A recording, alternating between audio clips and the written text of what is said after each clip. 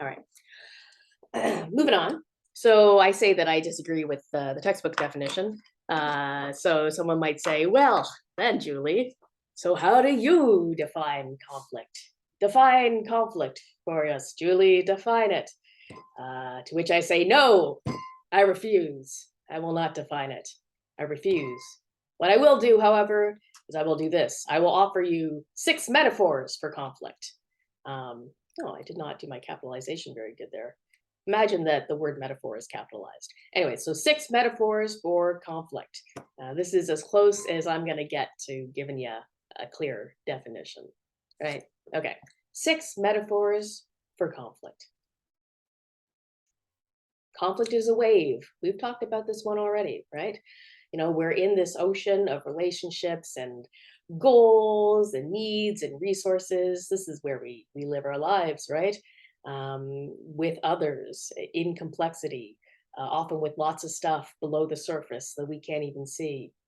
And every so often we get hit with these waves of conflict where suddenly something's not right, something doesn't feel good. Someone says something to us where it's like, oh, that's not that doesn't make me feel too good. These issues come up, right? We get hit with these waves. Conflict is a wave. I'm going to push this metaphor a little bit further here. You know, conflict is a wave. Another way of thinking about conflict being a wave is to think about the ways in which conflict escalates and de-escalates. That is the way in which conflict becomes more intense and then becomes less intense, right? Right, much like, you know, a wave at the beach, right?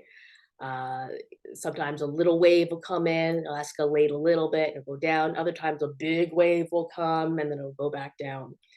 This idea that conflict actually kind of operates as a wave.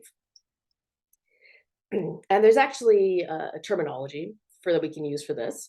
So that kind of up and down thing, that up is generally referred to as conflict escalation. And conflict escalation, we can say, occurs over time.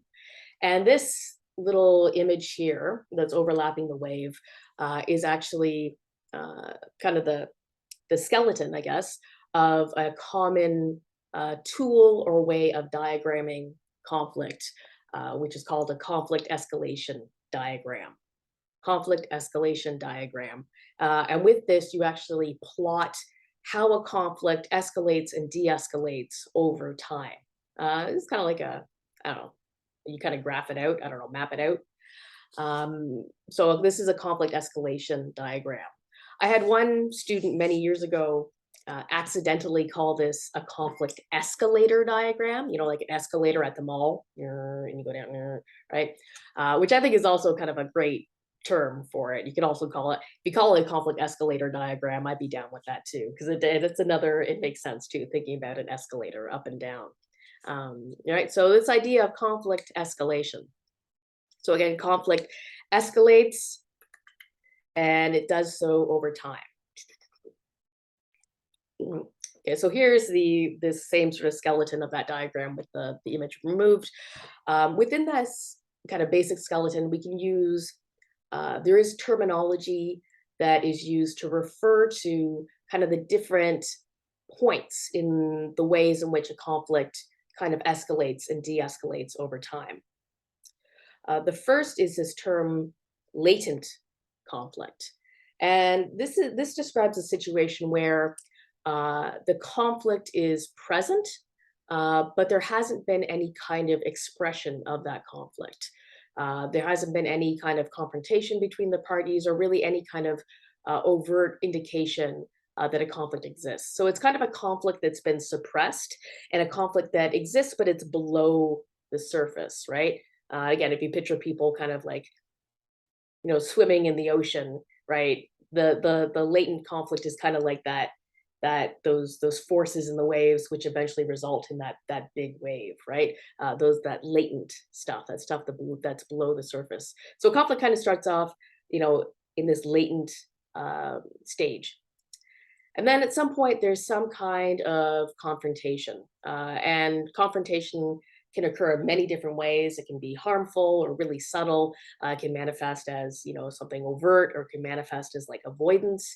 In some ways, shape, or form, there's some kind of indication or expression of that conflict struggle. And that this results, depending upon the nature of that confrontation, it can result in either conflict escalation or intensification. Mm.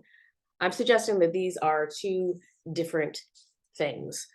Conflict escalation, uh, we can define as the uncontrolled, increasing intensity of a conflict that causes harm and polarization. So, with conflict escalation, the behaviors between the parties become increasingly negative. The ways in which the parties perceive each other become increasingly problematic, increasingly narrow, increasingly negative, and this results in kind of this uh, strengthening of this us versus them, or me versus you dynamic in the conflict. So, conflict escalation often grows in kind of an uncontrolled way, where one party will do something that will harm the other party, and then that party retaliates and does something else. And there's this pattern, this back and forth pattern of behavior that leads to this uncontrolled increase in the intensity of the conflict. That causes harm and causes polarization between the parties. That means it kind of pulls the parties further apart and breaks apart the relationship. You can find this actually discussed in the course textbook as well. And it's also commonly referred to as an escalatory spiral. So a spiral getting bigger and bigger and bigger and bigger and worse and worse and worse. This idea is that conflict gets worse and worse and worse and worse if this escalation is allowed to continue in an uncontrolled way. Now, some of the behaviors which can often result in escalation, one way of thinking about the behaviors which can lead to escalation are discussed within the work by Gottman and Gottman. I think the textbook only refers to one Gottman, but there's actually two Gottman. They're a married couple. Doctors Gottman and Gottman, and so they work together a lot. So while the textbook is referring to the husband, the wife was also really involved in the development of this theoretical idea and working in the laboratory, which led to the creation of this idea. So I can say Gottman and Gottman because they were both involved in the creation of this idea. So Gottman and Gottman's four horsemen. And these are sort of four behaviors which Gottman and Gottman argue can sort of predict the collapse of a relationship, which is why they call them the four horsemen of the kind of relationship apocalypse. Four horsemen is a biblical term, obviously, which means kind of the destruction, the end of something, right? So they say these four horsemen, these four behaviors that people demonstrate in relationships that are in big trouble, include criticizing, defensiveness, stonewalling, and contempt. I'm not going to go into all the define each of these. The definitions are in the textbook. We'll talk about it a little bit more in future classes. But basically, I just want to get across the point that these four behaviors, criticizing, defensiveness, stonewalling, contempt, this is one way of thinking about behaviors which often result in conflict escalation. That again, these behaviors, if you use them in a conflict, will result into that uncontrolled increasing intensity of a conflict that causes harm and polarization. So conflict escalation equals bad, right? As a conflict worker, generally, you're trying to de-escalate a conflict. You're trying to get the conflict kind of back under control, decrease that harm, decrease that polarization, kind of slow down that escalatory spiral. However, I'm also going to argue that there's another way of engaging in conflict, which is conflict intensification. And I distinguish between conflict escalation and conflict intensification. And I'm going to define conflict intensification as the mindful, strategic, and controlled effort to increase awareness and, if necessary, the intensity of conflict that also aims to avoid or minimize harm and polarization. So once again, conflict intensification as mindful. The textbook talks about mindfulness and the importance of that, but really present and clear thinking and approaches that uh, that practice empathy towards both oneself and the other parties involved. So, mindful, empathic approaches to intensifying conflict that is also strategic and very controlled. And these are efforts that increase awareness about a conflict. And so, for example, maybe if there's a conflict that is still in a latent stage, it's a conflict that's still below the surface. There's a lack of awareness about a conflict that's going on, and so you need to increase awareness about that conflict, which means you are intensifying that conflict, and at times, if necessary, increasing the intensity of the conflict, the emotional intensity, the felt impact of that conflict in a way that aims to or avoids minimizing harm and polarization. Sort of a good example of conflict intensification that does this would be nonviolent direct action.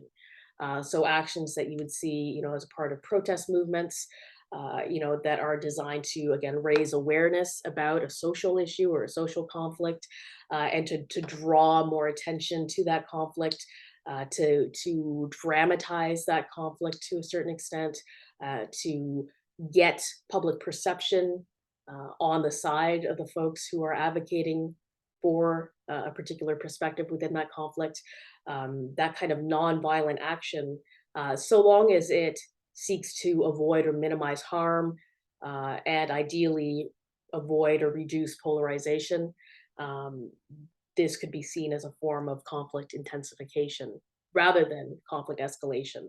I say this because I think it's important to make a distinction between kind of this uncontrolled, very harmful kind of escalation, of conflict, right? And just the need to bring conflict out into the open in some circumstances, right? So you need to kind of differentiate between this, and so I'm suggesting that we can talk about conflict escalation versus conflict intensification. So, and when we talk about nonviolent action and the complexities of that, which is more of a second semester thing, but when we talk about that, we'll talk about the complexity of that, right? Because, how if you're trying to intensify a conflict, particularly like a serious social issue, I mean, how far do you go to avoid or minimize harm and polarization? Sometimes maybe, you need to cause certain kinds of harm, or you need to create certain kinds of an us versus them polarization, right? And how far do you go with that, and how do you do that strategically and still in a mindful and controlled way, right? But similarly speaking, we do conflict intensification in our interpersonal relationships too, right? If you bring up an issue with a friend or a partner or a colleague or say, your employer, right? And you do this in a way that's mindful, strategic, and controlled. This could be a form of intensification. We need to bring these issues, which are under the surface, out into the open. And that does require a certain amount of intensification, which can still cause discomfort and some stress, has the potential to result in defensiveness, which, if we're not careful, could lead to escalation. But if you don't intensify the conflict and you suppress it, then all you do is either continue harming yourself, right, because the issue continues, or you kind of plant the seeds for the conflict to explode at another day, right? You plant the seeds for the conflict to escalate suddenly. So I'm saying, we got conflict escalation. Generally, conflict escalation bad, conflict intensification good, if I were to put it that simply, although there's complexity in both. Okay. All right, so that's a long answer. To go back to our diagram here, conflict, we got latent conflict. There's some kind of confrontation. That confrontation, again, can be really harmful and negative, which would result in conflict escalation, or that confrontation could be mindful, strategic, and controlled, to help and work with conflict intensification. And then based upon that and based upon the behaviors of the parties, the conflict might escalate or intensify. If we're talking about conflict escalation, uh, often conflicts will escalate to the point where it reaches a point of crisis. And this is kind of this point where there's a lot of harm going on, or the parties are really stuck and they can't kind of move forward. And one term that we can use to describe this situation is a mutually hurting stalemate. A mutually hurting stalemate is a situation where the parties involved in the conflict are suddenly faced with a situation where neither side can win. There's no option for winning this conflict over the other party, so you get stuck. And by continuing with the conflict, all you're doing is hurting yourself and hurting the other party. Right? There's no way in which you're going to win this. There's no good outcome that can come from continuing to escalate this conflict this way. All you're doing is just hurting each other back and forth, and you're hurting yourself as well, which is why it's a mutually hurting stalemate. And this is sort of identified as often a common characteristic of points of crisis within conflicts. And this is often points where people will be like, okay, we have to do something about this because this is ridiculous. No one's going to benefit here. All we're doing is hurting. We have to do something about this. And this might result in some kind of intervention or kind of decision to deal with the conflict in a different way. And ideally, then, this would lead to a de escalation in conflict. Sorry, give me 1 second here. I'm just going to pause. Ah. Okay, sorry about that. I just need some water. Okay, so ideally, you'd have this point of crisis and there'd be some kind of decision or effort or intervention that would lead to a de-escalation of the conflict so that you'd have a reduction in that intensity. You'd have a reduction in harm, a reduction in polarization between the two parties. So again, the behaviors would become less harmful. The perceptions of the other party would become kind of less negative and less polarizing. There'd be a reduction, a de-escalation in that. And so then the conflict de-escalates. And then it depends, right? It depends on what happens next and how the conflict is actually addressed. Is maybe the conflict is resolved? There's actually some kind of closure based upon that, whatever issue that caused that crisis point and that escalation. In which case, you can say, okay, it's moved into a resolution phase. Hopefully, but sometimes we don't always do such a good job of dealing with conflict after things de-escalate, right? After things aren't hurting as much, sometimes we don't do what we need to do to actually address the underlying issues. In that situation, we can just say that the conflict has kind of been pushed back underneath the surface. It's become a latent conflict again. It's been suppressed, and that's not necessarily a good thing because that means that those issues that led to the conflict in the first place, they're still there, right? And they're still circling around. They're still in that ocean that we live our lives in, right? They're still there. And that kind of plants a seed for another conflict, another escalation, another triggering of something that will lead to an escalation and a crisis.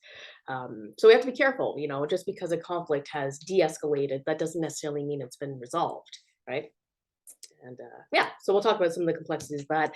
So that's kind of a basic overview of this idea, this kind of model of how conflict goes from latent to confrontation to escalation or intensification, crisis, de-escalation, resolution, latent. You might be wondering, what happens if a conflict doesn't escalate, but it's intensifies, so it's conflict intensification. You can use similar kind of terminology. Maybe you could say latent confrontation, but some kind of, again, that confrontation would be mindful, strategic, and controlled. There'd be an intensification of conflict. It depends. Like the conflict might not reach a crisis point, depending upon how parties respond. It might lead to kind of a stabilization of the intensification, or maybe a de-intensification.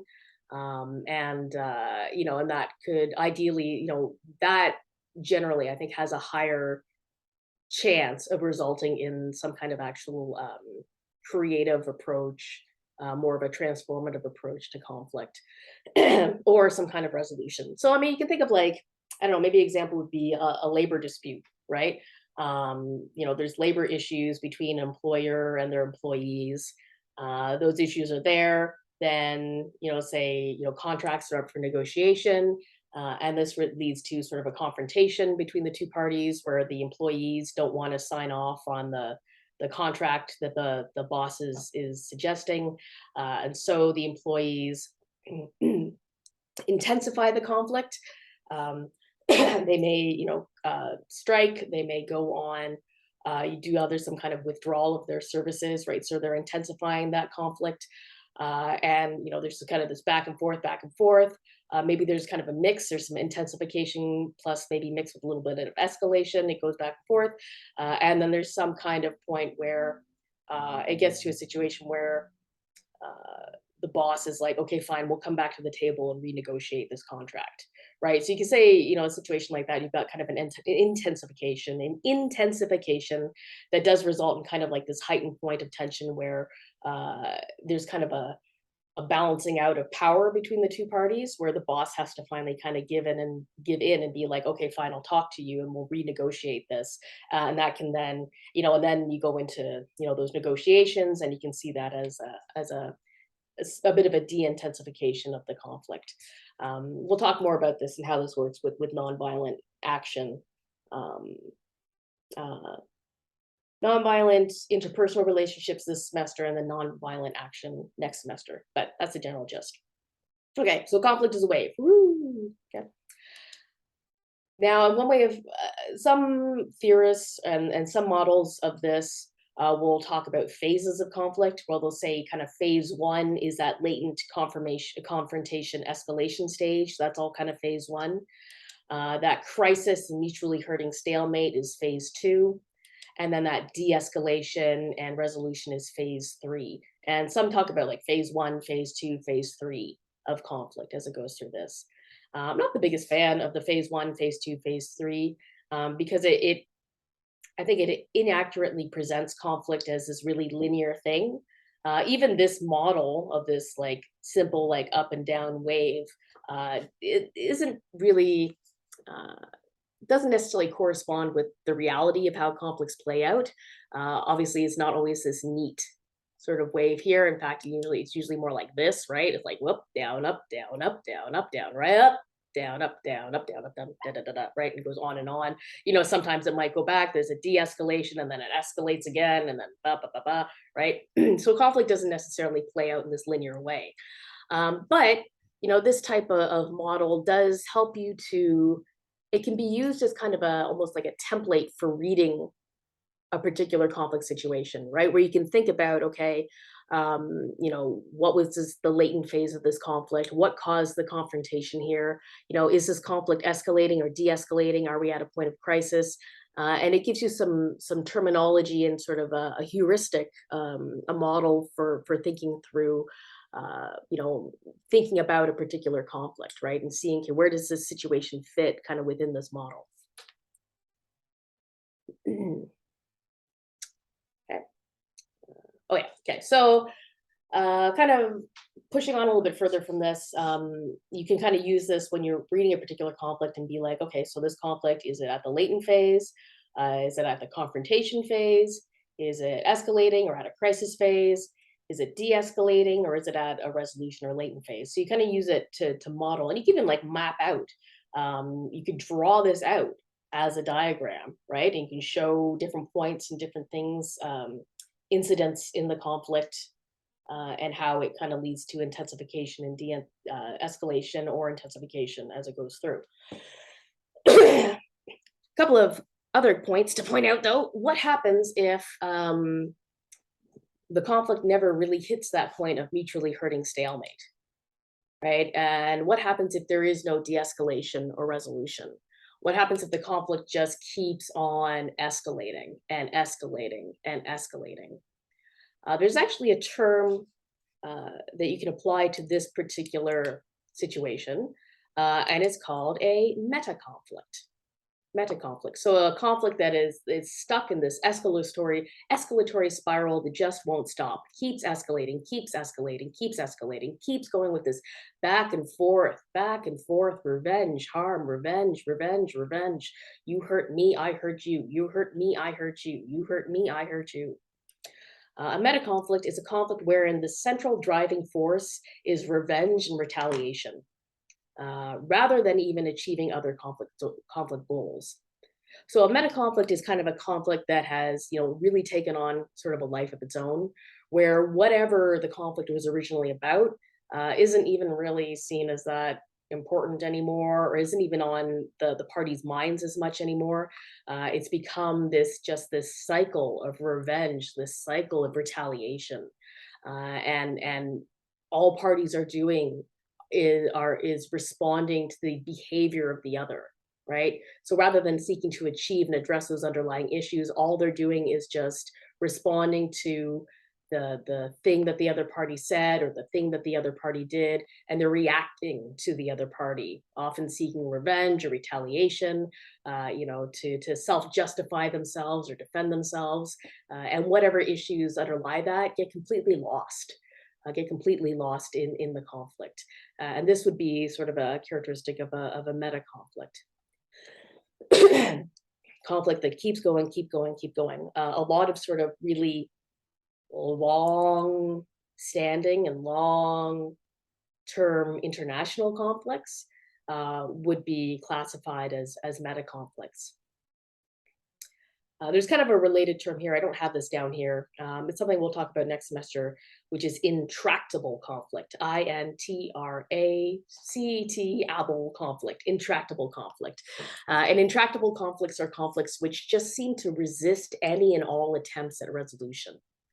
And usually these are conflicts that are also meta conflicts. They're conflicts where there's been this long cycle of revenge and retaliation. Intractable conflicts also often overlap with issues of identity, where a person's identity actually gets wrapped up in the conflict itself. Where it's not just, if I lose, it's not just I lose the conflict, it's that like I lose a part of myself, right? So that's more of a second semester thing. So that's intractable conflict. But more generally speaking, these meta conflicts are conflicts wherein the central driving force, again, is just revenge, retaliation. They just keep on going. Hopefully at some point it either reaches a crisis or something happens. So I've mentioned this idea of a conflict escalatory spiral a few times, as with conflict escalation. There's one other type of conflict spiral, which is mentioned in the textbook, which is a conflict avoidance spiral. So in this case, according to Huckleberry and Wilmot, conflict can actually lead to reduced interaction between the parties, which can actually take the form of active avoidance. So intentionally and actively trying to avoid another party, less interdependence between the parties, and increasingly negative emotions and perceptions of the other. So a conflict avoidance spiral is characterized by reduced interactions, active avoidance, less interdependence, right? So they separate more and more from each other, and increasingly negative emotions and perceptions of each other. So the types and level, the extent, the ways in which the parties, the frequency at which the parties interact with each other goes down. They avoid each other. The way in which they're interdependent, they relate to each other, that decreases. And then as that separation occurs, the negativity and the emotions and perceptions of the other goes up. This is the characteristic of a conflict avoidance spiral. Now, I think you could use the same basic diagram to map a conflict avoidance spiral as well. You could say there's a latent conflict. Maybe there's some kind of confrontation, but not really an open confrontation, more of like a disengagement. So rather than sort of confronting or fighting, you flee, you run away, right? You avoid, you disconnect. And then you could say that there's escalation of the conflict via this pattern of withdrawal. So avoidance, avoidance, avoidance, because again, with this conflict avoidance spiral, you still have increasingly harmful behaviors, but that behavior is an avoidance behavior, right? You have increasingly damaged relationships because of that reduced interdependence. You do have increasingly negative emotions and perceptions because of that reduced contact, right? And not addressing those issues. So you still have sort of escalation via withdrawal, which I think could potentially result in a crisis point, which would be sort of a crisis of disconnection. And that, if the parties want to reestablish that, they could work to reestablish that relationship, to reestablish the connections between them, which would result in a de-escalation, which would increase interactions between the parties. They'd stop that active avoidance. They would increase their interdependence and hopefully reduce negative emotions and perceptions of the other, and to reestablish that relationship, which could lead to either maybe some resolution, depending how it's done, or maybe it would just result in another form of conflict suppression, or maybe you de-escalate this withdrawal spiral to the point where it becomes possible to actually confront the other party about whatever started the conflict, which could start another wave of either escalation or intensification, right? And it keeps going. My point of all this is I think you can use the same sort of idea of conflict as a wave to talk about a conflict avoidance spiral. Now, what happens though if they don't try to reestablish the relationship, if there's a crisis of disconnection and it just kind of keeps going? The end result would probably be the ending of the relationship, or the complete fracturing of the relationship, right? So, breaking up with a partner, or disowning or disconnecting from a family member, quitting a job. These could be sort of ways in which a relationship might end. Whew, okay. Oh, sorry, I missed one thing there. Okay. That at the top there, I have attack, withdrawal pattern. And again, this is from Huckleberry Lomont. This is from page 34. One thing which can escalate a withdrawal pattern is an attack withdrawal pattern of behavior. And in this pattern, which is a pretty common conflict pattern, one party confronts the other, and as a result, rather than retaliating in kind, the other party runs away, right? So the one party attacks and the other party withdraws, right?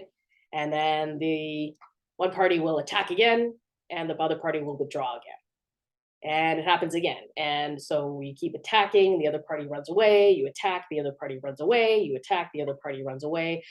I think the attack withdrawal pattern could certainly lead to a conflict avoidance spiral, because the one party would be, again, trying to actively avoid the other party because you don't want to be attacked.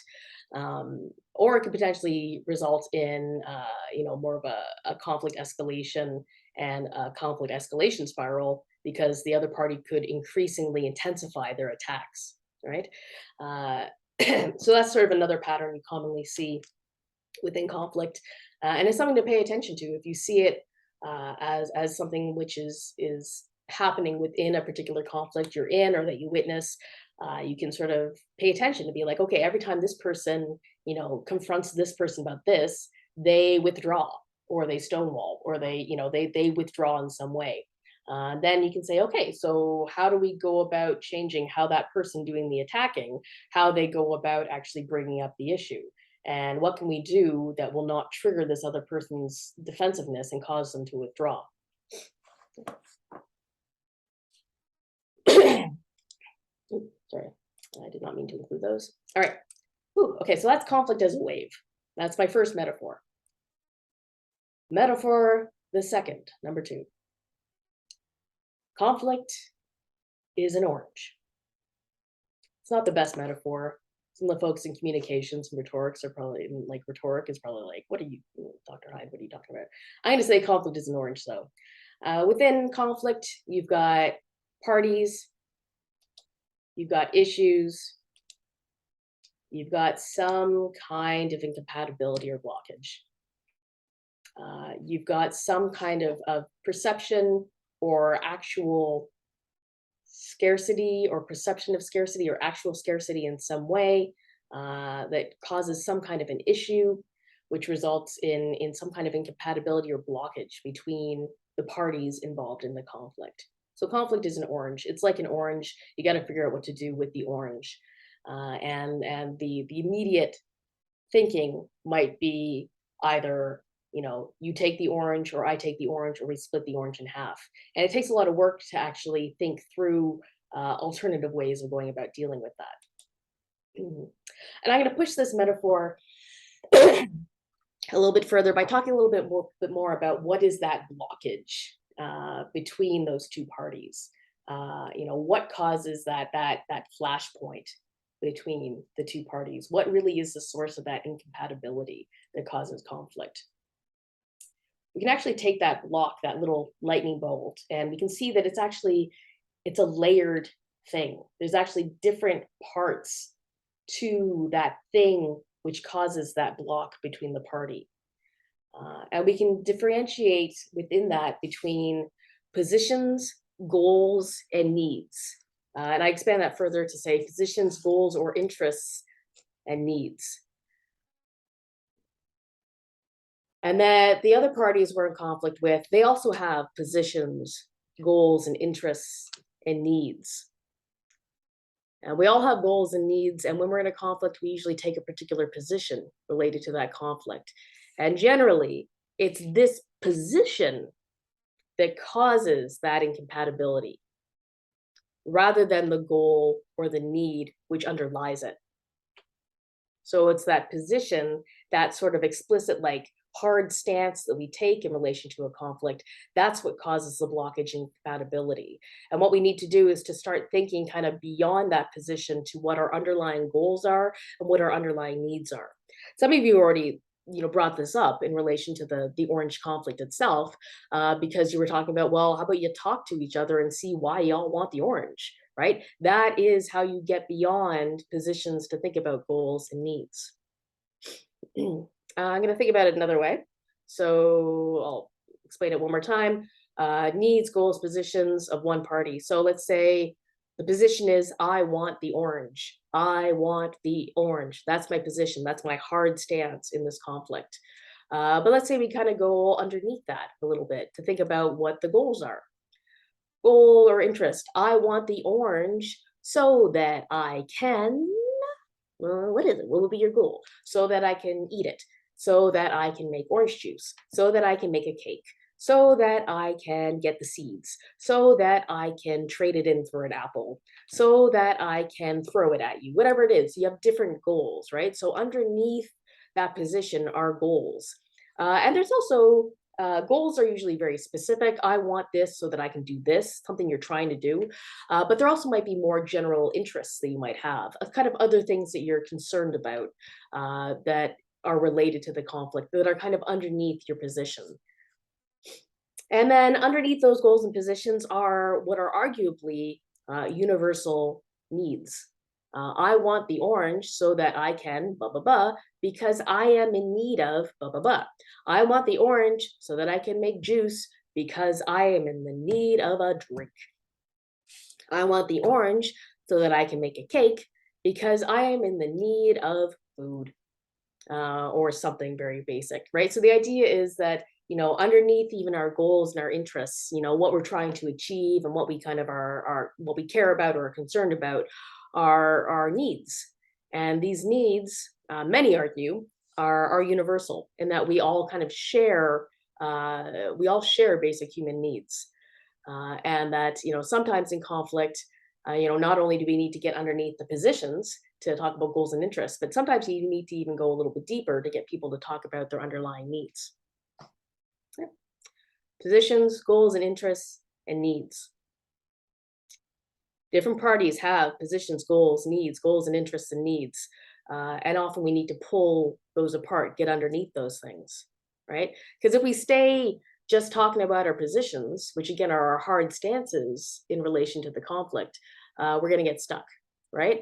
Really, it's often the positions which provide that blockage. So that's the tension point. And it's underneath that, the needs, the goals, and the interests that we need to sort of pay attention to and often bring to the surface in order to kind of change the ways in which we're perceiving the conflict, change our own positions in relation to the conflict. And that's what we need to do in order to address the conflict in more effective ways. This can be tricky because our positions and our needs and our interests and our goals are often really kind of entangled and hard to see, right? And really, sometimes all we see are kind of these sort of, sometimes we don't even articulate what our positions are, right? It's just this mass, and you can't tell what is it that this person really wants in a conflict. We need to sort of work on detangling these things, and we'll talk about how we can go about doing that as we move throughout the course. Okay. So we have to pull apart these things because as you mentioned, like when we brought up all the different responses to this orange conflict, there's lots of different ways of potentially doing it. But these more sort of um, collaborative and creative responses often involve talking about what our underlying goals and underlying needs are, right? So developing creative responses to conflict often involves moving past positions, what people say they want, to the underlying goals, interests, and needs, what people really want, what's important to them, and what they need. So once again, developing creative responses to conflict often involves moving past positions, what people say they want, to get at the underlying goals, interests, and needs. Goals, what people really want, what they want to do. Interests, what's important to them in the situation. And needs, what it is that underneath it all they really need as a human being. Which is why we need to often think outside the orange when we're trying to develop more creative responses to conflict. So that's how conflict is an orange. Conflict's not just an orange, conflict is an onion. It has layers, right? It's complex, it has layers. We can talk about conflict as having positions, goals, and interests and needs, right? All these layers that we need to pull apart in conflict. But it's even harder than that because we've got like relationships, right? This particular issue and the conflict that we're dealing with, our positions, goals, and our needs, all these things are shaped by the relationships between us and other parties, right? It's all stuck in there. And then there's another layer, which is like the history of our relationship or the history of the issue, as well as like the overall context within which this conflict is occurring. All these things make a difference, right? You might have a similar conflict in terms of position, goals, and needs, but you're going to deal with it in a very different way if you're dealing with it within a family context with a sibling than say if you're dealing with it in a work context with a colleague, right? All these things shape and change the way in which a conflict will manifest in a particular situation, and therefore how we can respond to it, right? So this kind of highlights the idea that sometimes rather than thinking about conflict as like this box, we need to think about conflict more as a system, right? A system where all these different sort of aspects and components of a conflict influence and shape each other. Our needs shape our goals shape our positions, right? These all impact each other. Our relationship with the other parties will shape our positions, our goals, and the way in which we express our needs. The history of our relationship will impact how the relationship plays out. The setting in which we're in will impact the way in which our relationship plays out. And then you add things like attitudes and perceptions and behaviors, and those shape everything, right? So, in I think it's chapter 5 in the textbook, they talk about systems theory and seeing conflicts as systems. And how kind of that's sort of a more accurate way of thinking about conflict, not as this like static thing, but as this thing where these lots of different complex components that are always influencing and shaping each other. And you change one thing over here, it causes all these other changes in the conflict system, right? So as conflict workers, when we're trying to shift conflict from destructive into more of a constructive mode, we need to be careful and pay attention to what we're changing and what we're shifting in that system, because sometimes it's hard to predict what's going to cause what, right? But the idea is to shift that system from more of a destructive system to make it more constructive. That's the idea. We've got conflict systems. Every conflict is a system. Oh, yeah. And you know what? Every conflict is a system within systems, right? You might have a conflict and that's a conflict system, but we're in bigger systems, right? We're in social systems and economic systems and political systems, and historical contexts, right? Global systems. We're in lots of different systems. We're in family systems and workplace systems and community systems. We're systems and systems and systems all the way down. And all of our conflicts play out.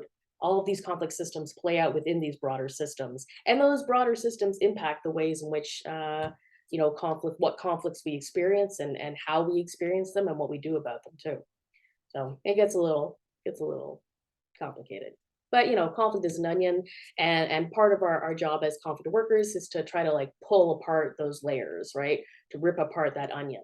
And obviously, I mean, as with onions, you got to be careful because it'll often make you cry, right? And you got to know what to do when you experience that kind of intensity or that intense emotion as well. Ooh.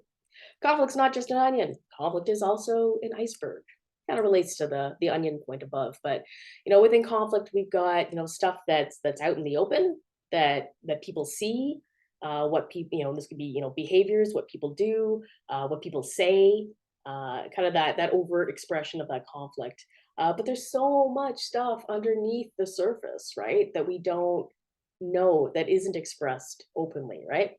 So when we're thinking about conflict, we can think about that stuff which is out in the open, and we can think about that stuff which is under the surface, and that can include stuff that is hidden from each other, right? So maybe you're in conflict with someone, and you're upset about you're upset about say you're upset about your relationship in general, but what's out in the open is you're yelling at them for not doing the dishes, right? And one thing's out in the open, but there's things you're not saying that are hidden, that are underneath the surface, right? So there's stuff that you're hiding. And then underneath that, there might be stuff that's even deeper, stuff that you're not even conscious of. It might be things like the impact of your cultural perspective on the ways in which you engage with conflict. Might be things like the impact on the ways in which the ways in which you've been socialized in terms of gender identity and how that's impacting the way in which you deal with conflict. Might be economic systems. It might be all these other systems that we're embedded in too, right? Or it might be things like personal preferences and biases that you're not aware of.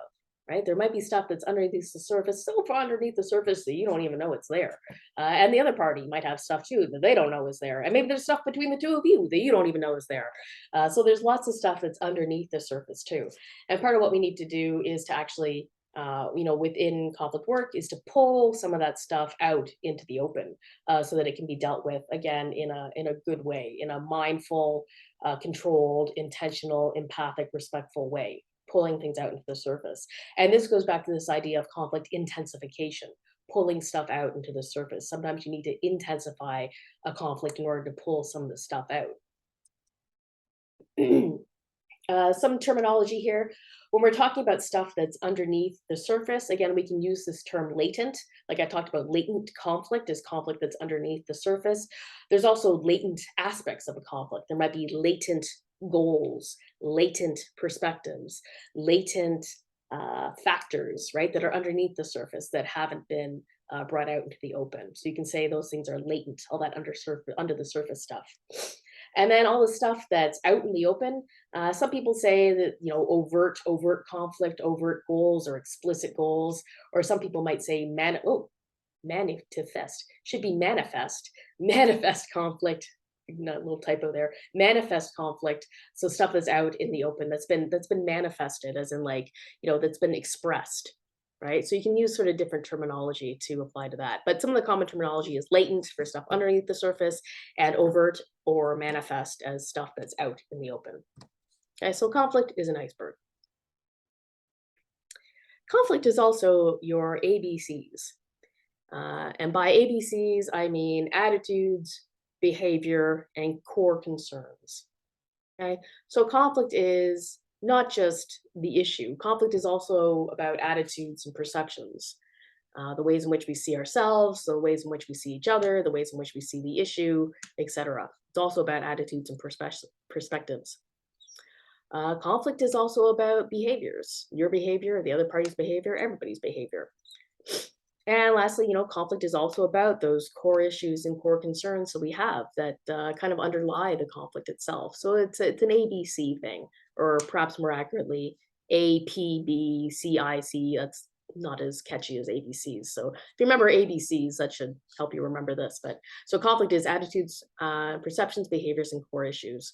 When we're talking about attitudes, pull myself over here. We can think about, the ways in which different people perceive different things. So you may have seen this image before. It's one of those kind of, I don't know, not an optical illusion. Maybe it is, I don't know. But it's one of those things where you can see it in two different ways. There's actually two images and two things you could potentially see in this image. Um, uh, I'm going to let you just sit there and take a moment, pause the video if you need to, and just think about like what you see in this image, and then kind of what your other perceptions are related to what you see. I'm not going to tell you right now. We'll do it kind of as an opener in class. But what do you see? And what kind of attitudes or perceptions do you have based upon what you see? But it's about attitudes and perceptions. Our attitudes shape the ways in which attitudes and perceptions, the way we see things, shape the ways in which we think about things, which shape how we behave, right? And it's also about behavior. It's about the nature and types of behaviors. Are we using kind of competitive behaviors, which are arguably in many cases, self-defeating, or are we engaging in more collaborative behaviors, right? Are we pulling against each other? We've got two donkeys here who are clearly in the third little line there in a mutually hurting stalemate, right? All they're doing is hurting each other, neither of which is achieving their goals. And in this case, they kind of reach that crisis point, reconsider how they're approaching the situation, and find a collaborative solution to their conflict here, right? So what's the nature of the behavior here? Kind of the underlying point that I want to get across here is that conflict isn't just about objective fact, right? Handling conflict in an effective way isn't just about like being objective and getting to the facts, right? There are facts, and there are facts that we need to consider, and within the history of a conflict, and but it's just as much about our subjective experiences. It's just as much about our attitudes and our perceptions. Uh, just as much about our emotions and our affective responses to things. So conflict isn't just an objective thing, and effective conflict resolution is not just an objective thing. In fact, always trying to resolve conflict in a really objective way, uh, will not work in many, if not most, situations. Because if you don't address people's underlying perceptions and attitudes and feelings, you won't actually develop a satisfactory resolution to a conflict, right? You consider the objective fact and subjective experience. You can also say, I mean, like conflict is also often a really embodied thing, right? There's embodied behaviors, things that we do physically with our bodies, the ways in which we talk, the way in which our body feels, the way in which we move our bodies. Conflict can also be a really kind of embodied experience too. So, ABC. Lastly, my last metaphor, conflict is a window. Conflict situations, again, because conflicts are waves that often kind of hit you, right? Suddenly it draws your attention to things. Because of that intensity and that kind of focus that conflict provides, again, we can use conflict, and we can use conflict as a window to sort of examine what's underneath the surface, right? Use conflict as a window into what's underneath the water, if you will, right? What's underneath the surface. What's going on in terms of those relationships? Can we use conflict as a window into patterns, in particular, into patterns of relationships and the ways in which people or groups are relating to each other? Can we use it as a way into patterns of behavior, ways in which people commonly interact with each other? Can we use conflict as a window into patterns of thinking, the ways in which different parties often think about each other or think about different situations? Can we use conflict as a window, as a way of looking into these underlying patterns? To understand, kind of, if you want to think about it as a systems thing, can we use a conflict system to understand the broader system of relationships that people are in? Or in other words, can we use kind of that wave to understand the ocean, right? Because that's what waves do too, right? Waves often bring things up that are underneath the surface and toss them out onto the shore, or bring them up to the surface. So conflict is also a window. It can provide a way for us to look into relationships, behavior, and thinking. Personally, I mean, you could say, a conflict you experience could help you identify something that's not right in your relationship with another person that you need to address. Or it might help you identify, a problematic behavior that you have that is, is causing some kind of problem in your relationship or for yourself. And it might help to identify maybe problematic thinking that you have about, a particular issue or particular person or relationship or whatever it may be, right? It can help to sort of highlight relationships, behaviors, and thinking. More at a more kind of social, in terms of social conflict, conflicts can be patterns into relationships of power between different groups, into patterns of violence, in terms of the usage of force. It brought up like the delegitimate use of force and behaviors and things like that. It can help provide a window into that. Conflict, social conflict could also provide a window into common, what we would call social discourses, right? The ways in which certain people are talked about and thought about, presented in the media. People or groups are thought about and talked about or presented in the media. Can help sort of draw attention to those negative attitudes and perceptions that are quite harmful in society, right? So, conflict can provide a window into these things. All right, that's my summary. What is conflict? No definition, but 6 metaphors. Oop, sorry. Conflict is a wave.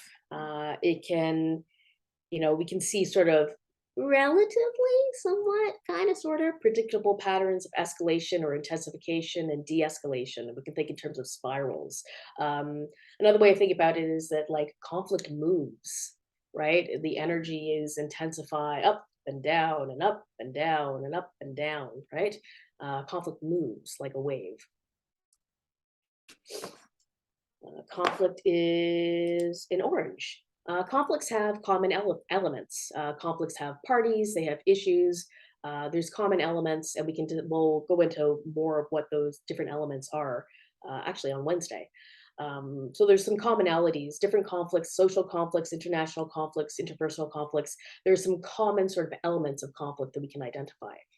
One of these common elements is some kind of a blockage or some kind of incompatibility, right? And we can then actually go into kind of digging into those blockages, digging into those positions to unearth underlying interests, goals, and needs for the purposes of developing, better solutions, better approaches, and better solutions. Conflict is an onion. We got to peel back those layers of relationships and histories and contexts and systems and systems and systems.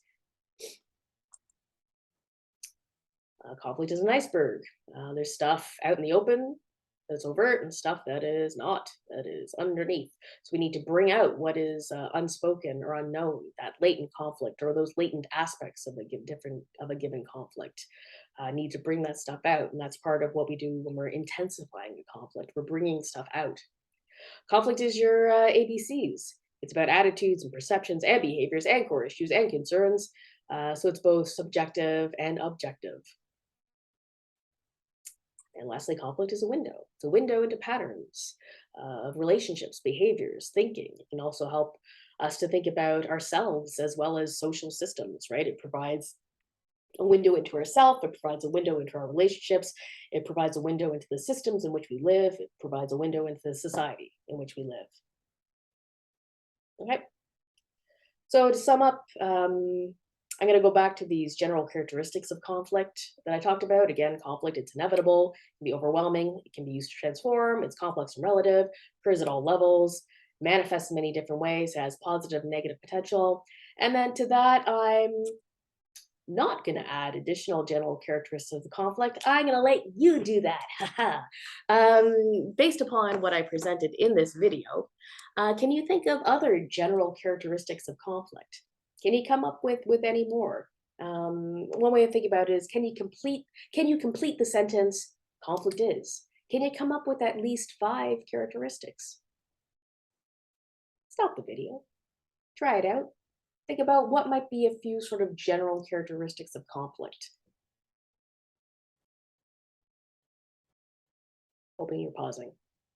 If not, it's going to be awkward. Okay. All right. Once you've done that, we can think about kind of the next aspect. I said, so in CRS, we build our capacities as conflict workers, learn how to read conflict, reflect upon ourselves, and respond in competent ways, and try to prevent and minimize destructive conflict and promote, maximize constructive conflict. And based upon what I said, can you come up with a couple of more things that based upon what I said and all the stuff I talked about in CRS, we come up with at least two practices or goals of conflict resolution studies practitioners of conflict workers. What do we do? What should we do when we're working with conflict in our lives? Okay. And that's my last slide. I think. Oh no, my image sources and references. I included this at the back. Uh, the way I have the textbook cited is correct APA. The image by image citations aren't very good. They're not in APA style, but I tried to include where they were from. All right. So in conflict, we go back to this one. Close off with this. Try to do this on your own, and try to do this one on your own. General characteristics of conflict. See if you can come up with a few characteristics. And this one. In CRS, we come up with at least, if you can, two practices or goals of conflict resolution studies practitioners. We'll discuss your answers to these two in class on Wednesday. Okay. That's right. I'll see everybody on Wednesday. Thanks very much for sitting through this one. Let me know if you have any questions. And yeah, have a good day. Stop my video. Bye.